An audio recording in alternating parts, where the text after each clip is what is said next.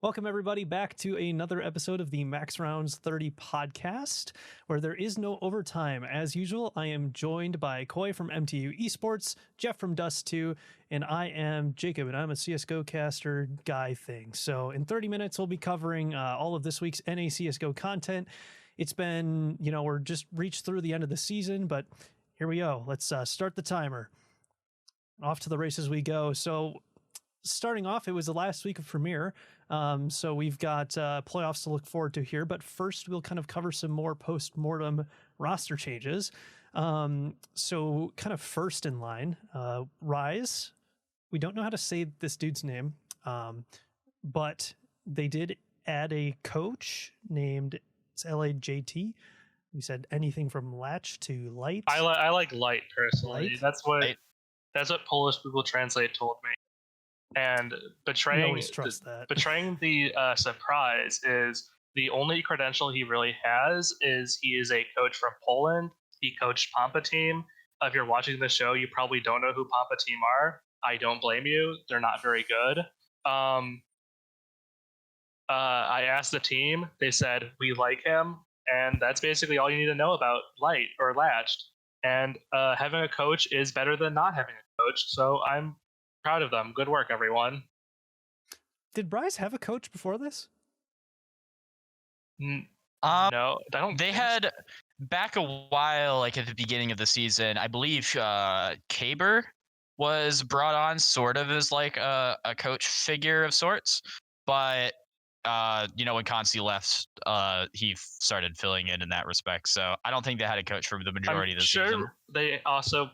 Io Rascal was probably also providing input as a team's analyst, but I don't think coaches in NA are they're not like the most strenuous. It's not the most strenuous position in an org. So I'm sure they had a wide array of friends and family helping them prepare for games, but no official coach. Yeah. All right. Well, it's a little bit of a. We'll see what happens with Rise next season, but it's a little bit of a sleeper move as it stands right now. So, kind of moving on. I don't know if you really call this a roster change, but the commission fucking died, so that's a thing. They're gone. Rest in peace, the second team to die this season after everyone's favorite Tamerman. Does anyone? So I was gonna mention this later, but would anyone like to give a eulogy for the commission? Rest in peace. Favorite commission moment? Yep. Yeah.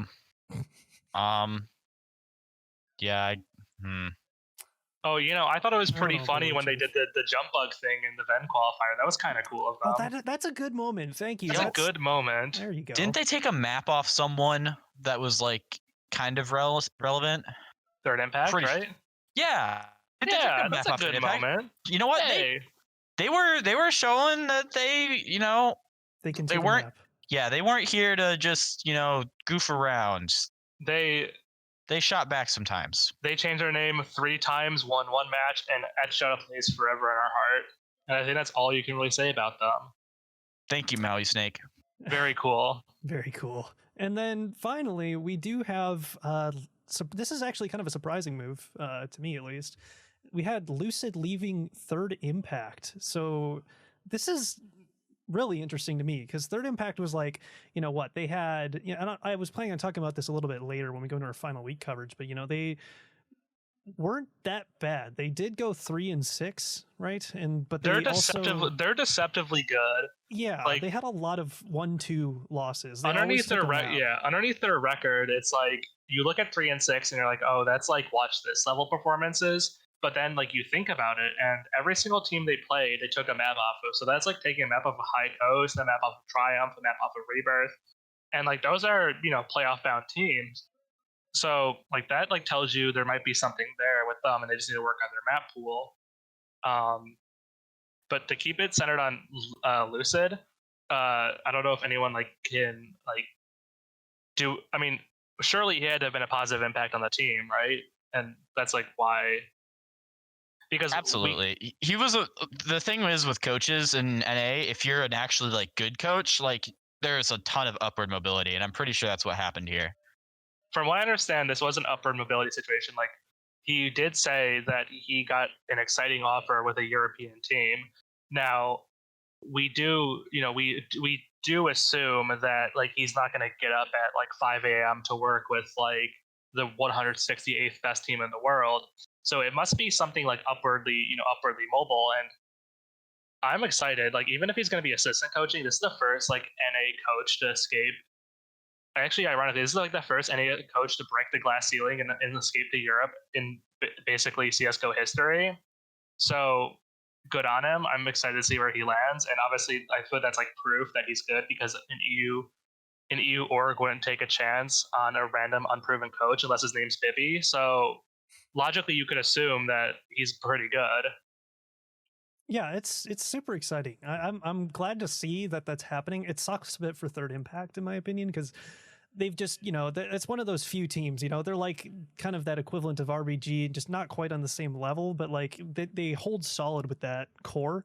And seeing how they're continuing to improve with that, it's nice to see that they haven't made like a billion Yeah, if they roster won changes. like, I mean, they didn't make any roster changes this season, and if they won like 4 more maps spread out over the course of the season, they would probably be in playoffs. So like, they're definitely a squad that I want to survive pre-relegation and make it into season 37, because of the teams you see in like pre-relegation or pre-demotion or in relegation itself, like they're probably the one that's like the most promising and like actually it resembles like a coherent winning squad with good players. So yeah, sad they lost Lucid, but obviously it seems like he helped the team and they'll probably carry his lessons into the future. So now off of that, we've got some kind of interesting, this is like the interesting stuff that happened this week, honestly. So we're definitely not infringing on any trademarks by saying we're going into our drama alert section here. But we did in fact have some interesting stuff going on this last week. Well, to start it out, we had Sixy kind of doing the drinky drink in an official as a 20-year-old on stream. He honored the legacy of St. Patrick by getting drunk at an official premiere match. Yeah. See, interestingly enough, St. Patrick chased the snakes out of Ireland, but Sixty, on the other hand, is bringing the snakes into Premiere. So it really makes you think. Oh, dude. But what do we like? What do we? I'm sure we all have the same opinion on this, but I want to know, like, what do you think about like, does a player? Let's ignore the fact that he's 20. Does a player have the right to drink in a Premiere match if he chooses? In the grand scheme of things, if the entire team is aware, and I mean, you have the whole argument of it has to be a competitive match on behalf of like the betting scene, whatnot, and the gambling scene, whatever. But at the same time, like if the entire team is on the same page about it, I'm not so sure.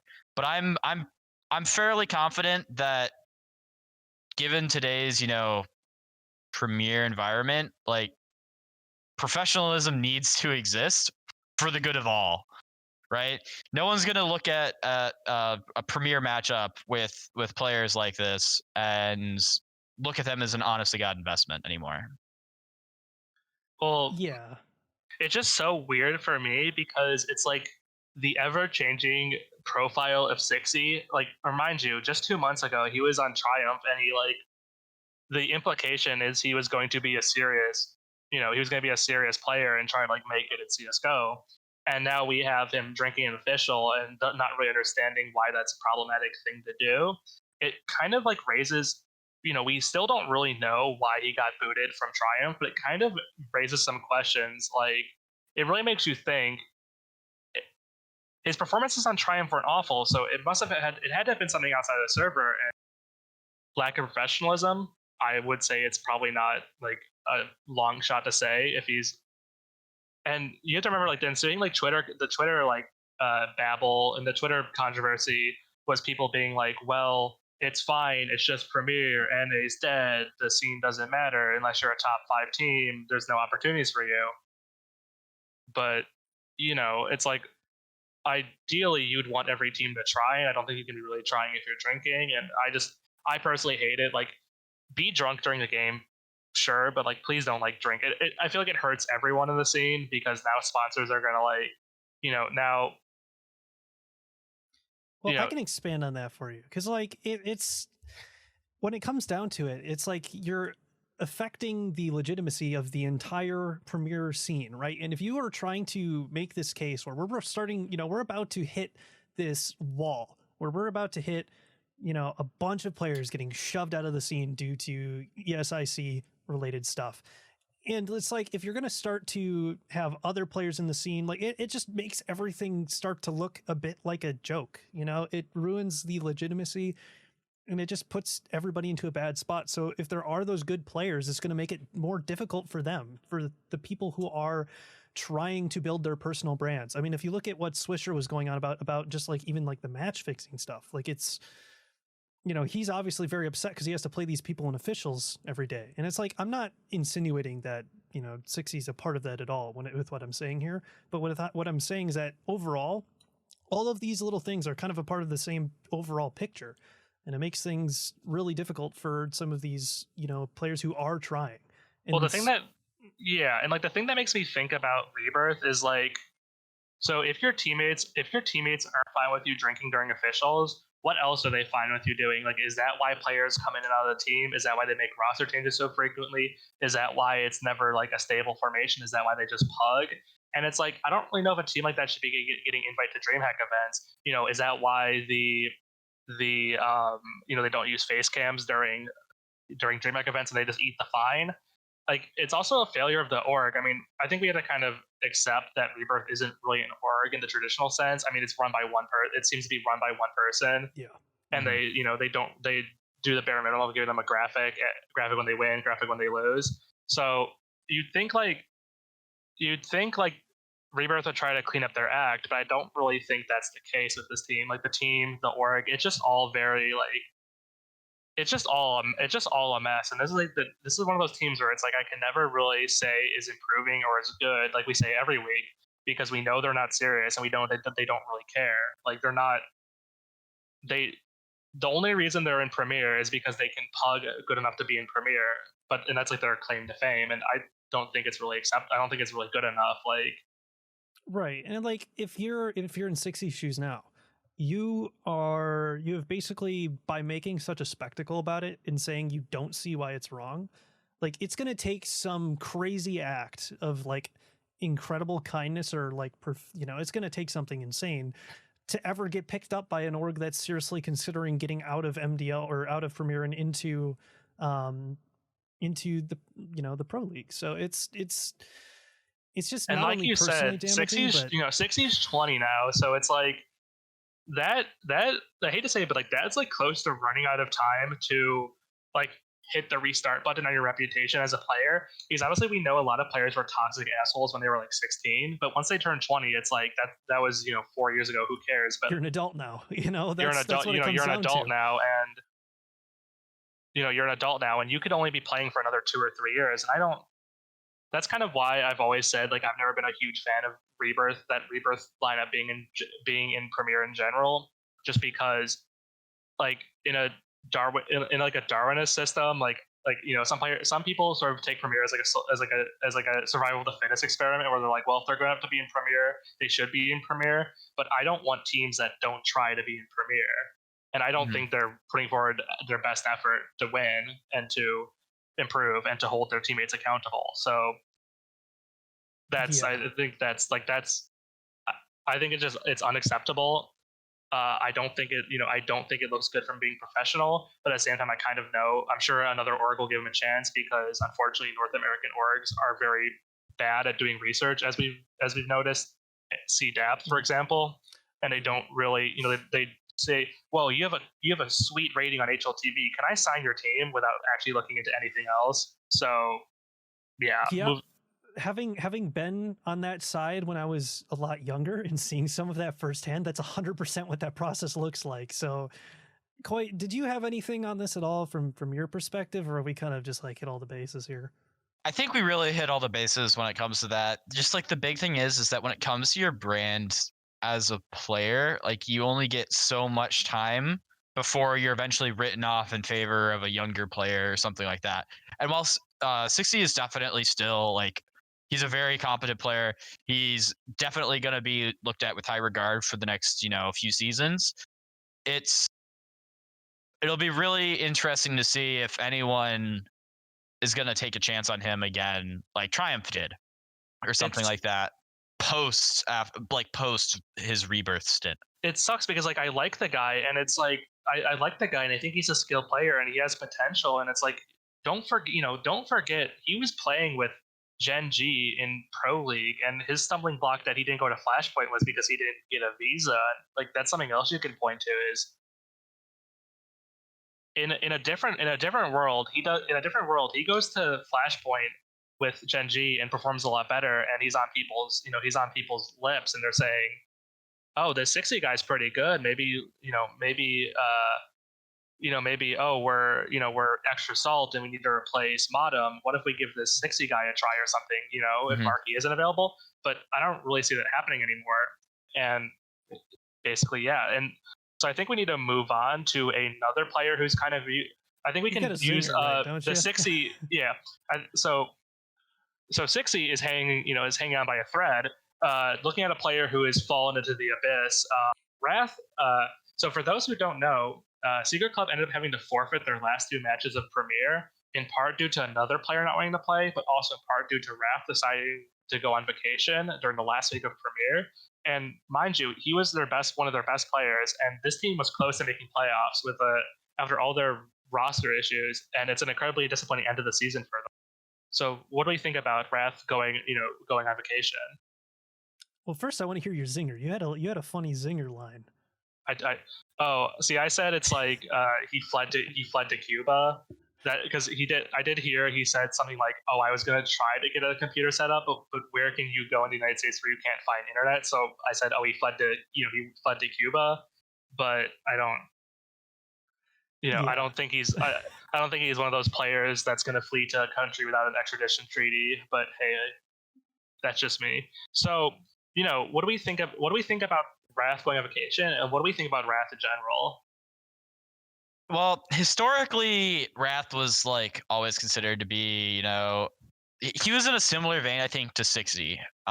He was the original 60. He was the original 60, yeah, where he always had the potential, but it was for one reason or another, like personality-wise or something like that, that he didn't really fit in with a tier 1 or developing tier 2 team that actually stuck together.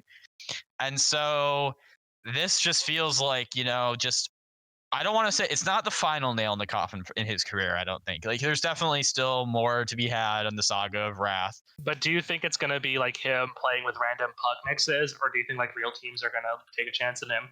Because the way I was kind of approaching this, was like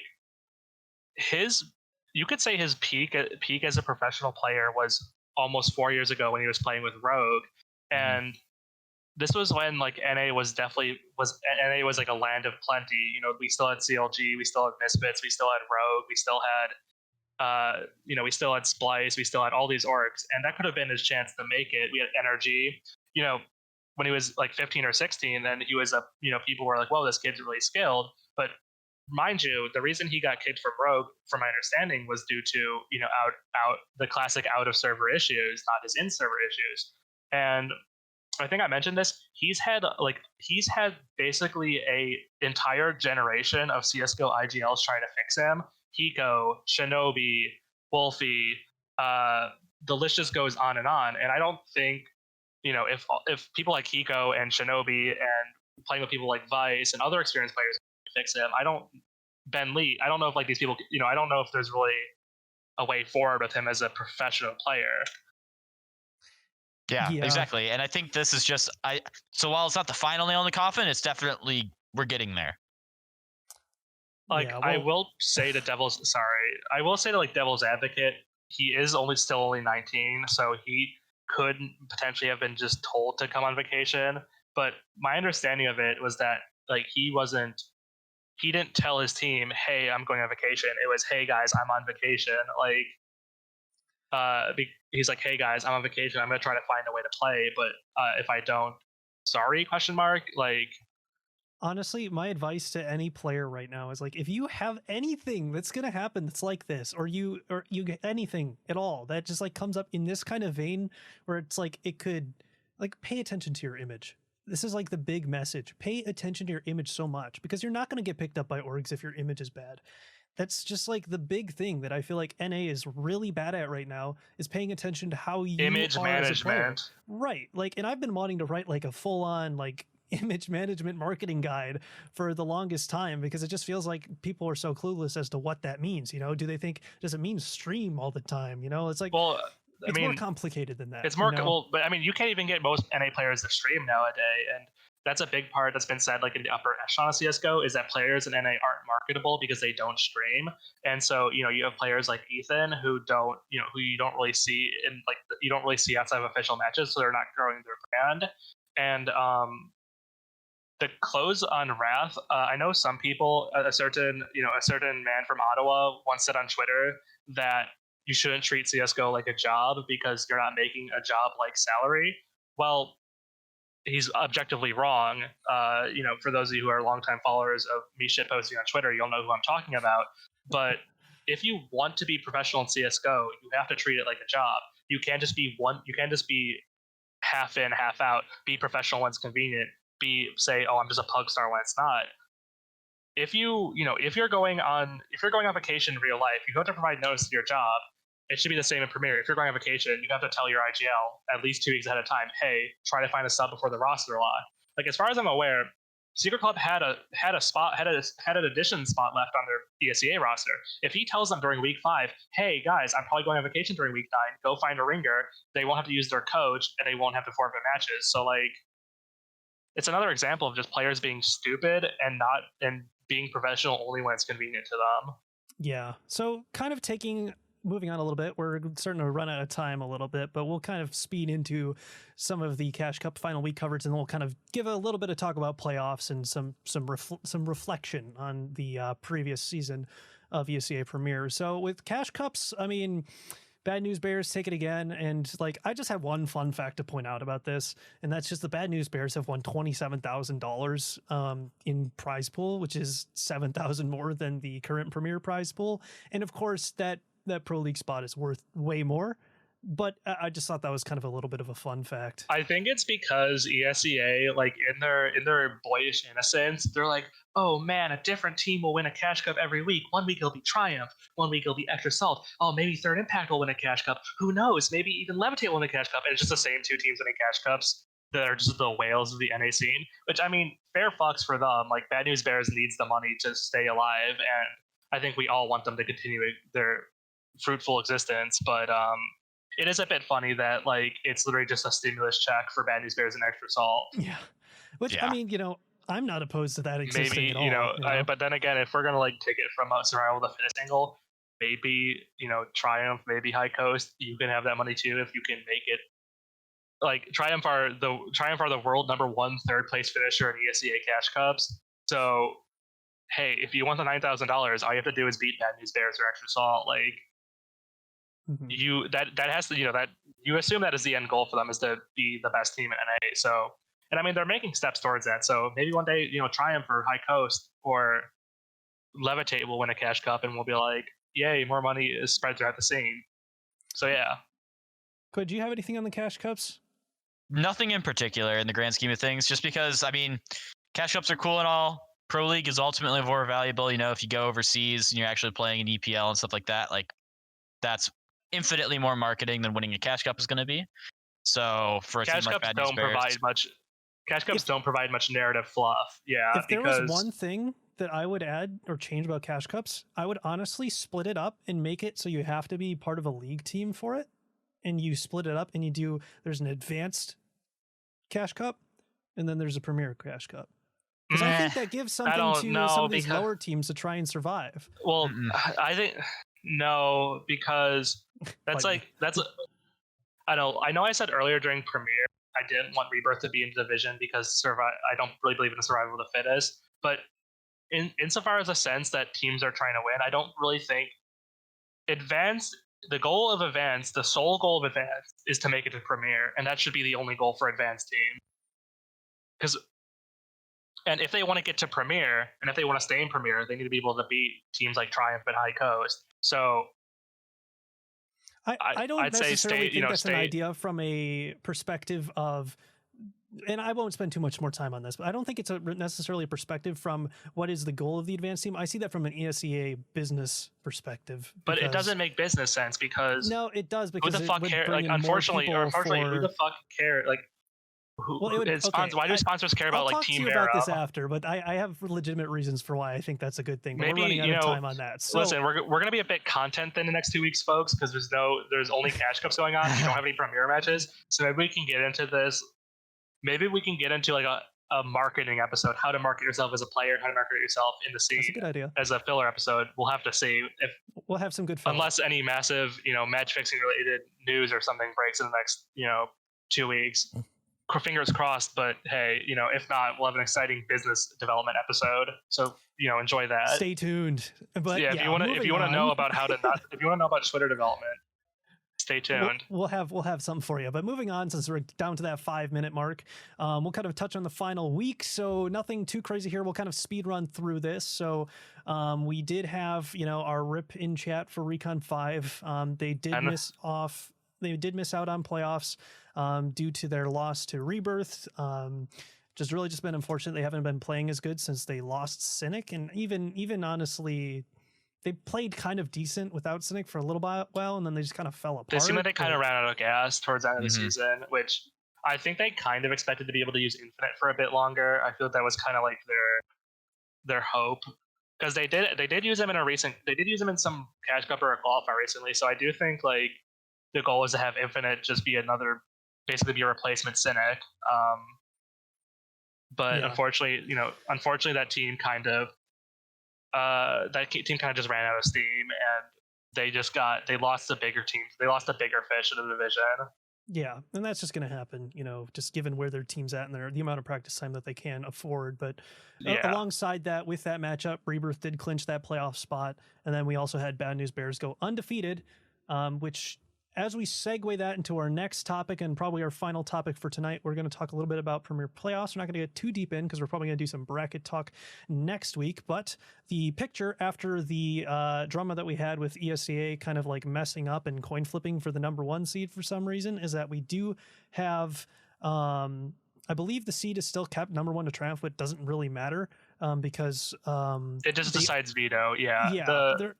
They're on the separate sides of the bracket now, which is a big issue. The big like, basically, if you didn't read up on what happened, they released the bracket. For whatever reason, they put the number one seed and number two seed next to each other. So, for example, big Bad News Bears next to Extra Salt.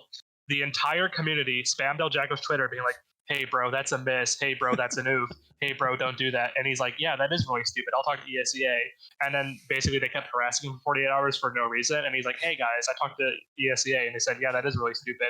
And people were like, whoa, El Jacko, thanks, bro. And he's like, yeah, like, please don't harass me ever again. Basically, I don't envy his job. I do not envy his position at all. No, ESEA marketing manager is like what you do, like when you die and you go to hell, and it's like, what for a lifetime of service to the CSGO community, we've rebirthed you into the body of the ESEA community manager. Like, yeah, El Jacko takes it in stride, mind you, but not an enviable position when you have to deal with NA players. Yeah, so I think with this final minute and a half that we have going on here, we'll kind of talk about some of our free-form reflection of the ESEA Premier Season 36. So we've got exactly, a minute 30. Who do you think wins the season? We'll go down the line. We'll start with Jeff. Extra Salt. It's so, like, if Extra Salt don't pull out of the bracket to go on their European adventure, they probably win it, because Bad News Bears beats them sometime, but Extra Salt is just the next level of consistency and skill in NA. All right, Koi?